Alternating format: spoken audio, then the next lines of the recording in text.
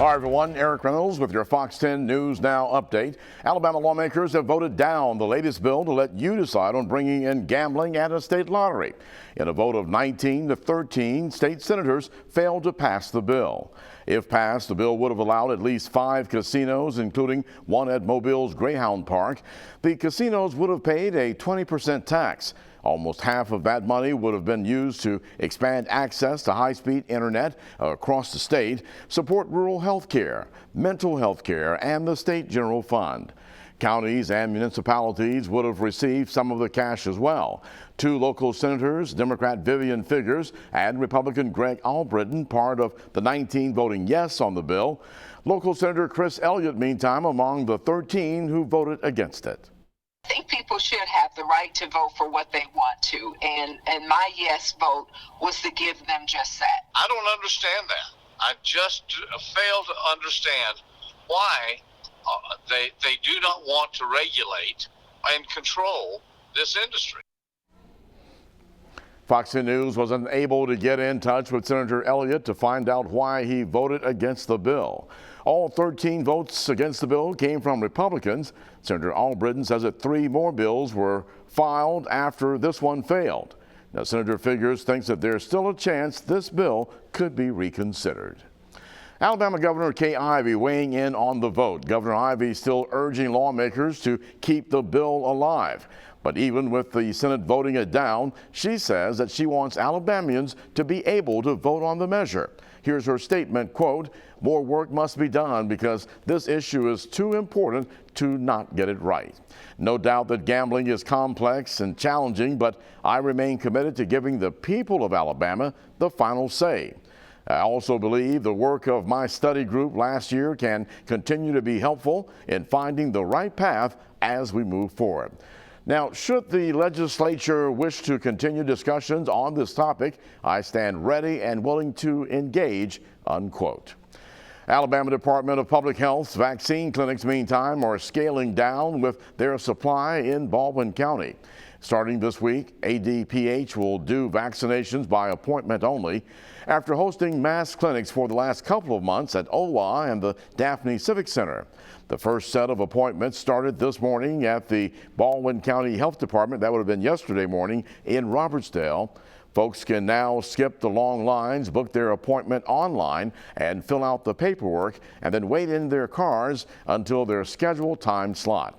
We're told that they have about 200 appointments per day, 2 days a week. The shift to appointments only comes as first doses remain limited. We absolutely wish that we had more vaccine to give, so that is extending out our appointment wait times. So as the vaccine supply improves, we hope that will improve as well. We're told the health department is already booked through June. To check your eligibility or schedule an appointment, head to our website at fox10tv.com. The man accused of opening fire on Bass Pro Shops last year has bonded out of jail. Robert Smith Jr. of Grove Hill bonded out Monday. A judge reduced his bond from $570,000 to $96,500. Smith was denied a bond reduction several times in district court. Now, this new development happened after Smith was indicted, sending his case to circuit court. Smith's defense team then requested another hearing. Fox 10 News spoke with Robert Smith's defense attorney, Wayne Doerr, but he declined to comment in the case. Now, the Baldwin County District Attorney's Office says that while disappointed, the current bond amounts do fall within the guidelines for the charges that Smith is facing. Spanish Fort Police Chief John Barber says that Smith is a danger to those around him and should not have been able to make bonds so easily. That day, I believe he showed complete disregard for human life. He started off with, an assault weapon, went to a shotgun, pistol. He had body armor in his vehicle. When my officers approached him, he actually donned the body armor, put it on as he sees the officers approach them. Robert Smith is charged with assault second, resisting arrest, discharging a firearm into an occupied dwelling, and reckless endangerment. An arraignment has been set now for April 28th. Now, while out on bond, Robert Smith will have to wear a GPS ankle monitor and remain on house arrest. I'm meteorologist Michael White with your Fox 10 Storm Tracker report. You're looking live at our radar, which is clearly dry and quiet. And just like we've seen earlier this week, it's going to stay that way. No threats for rain at all across the Gulf Coast this morning or this afternoon. But we are going to end up dealing with a partly cloudy sky. Plenty of clouds to the west are streaming their way through, and we'll see that periodically today and tonight. We're going to continue to see the trend of a mix of sun and clouds in our sky all the way through the weekend.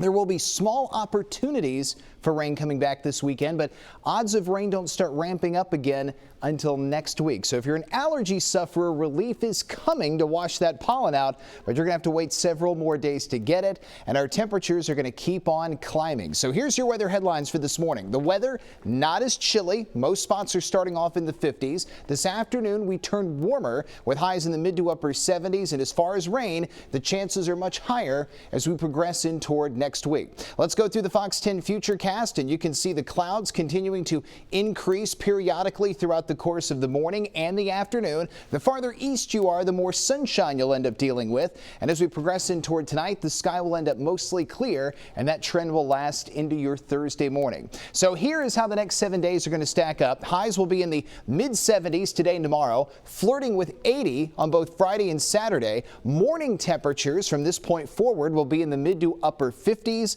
And as far as rain, small chances for the weekend, likely chances as we head in toward next week. And also this weekend, we do spring forward. Daylight time begins late Saturday night, so you'll get those longer periods of daylight throughout the afternoon and evenings beginning on Sunday.